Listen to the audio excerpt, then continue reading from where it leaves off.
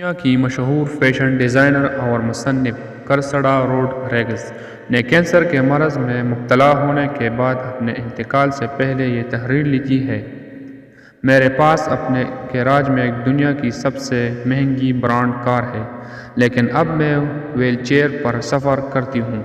میرا گھر ہر طرح کے ڈیزائنر کپڑے، جوتے اور قیمتی سامان سے بھرا ہوا ہے، لیکن میرا جسم اسپتال کی فراہم کردہ ایک چھوٹی سی چادر میں لپٹا ہوا ہے۔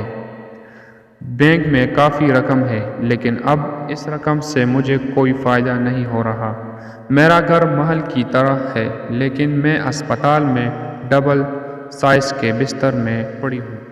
میں ایک 5 اسٹار ہوٹل سے دوسرے 5 اسٹار ہوٹل میں جا سکتی ہوں، لیکن اب میں اسپتال میں ایک لیب سے دوسرے لیب میں جاتے ہوئے وقت گزارتی ہوں۔ میں نے سینکڑوں لوگوں کو آٹوگراف دیے۔ آج ڈاکٹر کا نوٹ میرا آٹوگراف ہے۔ میرے بالوں کو سجانے کے لیے ایکسٹینشنز تھے۔ آج میرے سر پر ایک بال تک نہیں ہے۔ نجی جیٹ پر میں جہاں چاہتی ہوں اڑ سکتی ہوں، لیکن اب مجھے اسپتال کے برآمدے میں جانے کے لیے 2 افراد کی مدد کی ضرورت ہوتی ہے۔ اگرچہ بہت ساری کھانوں کی مقدار موجود ہے، لیکن میرے خوراک دن میں 2 گولیوں اور رات کو نمکین پانی کی چند قطرے ہیں۔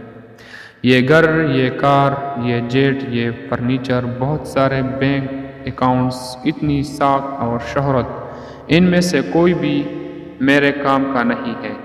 اس میں سے کوئی بھی چیز مجھے کوئی راحت نہیں دے سکتی۔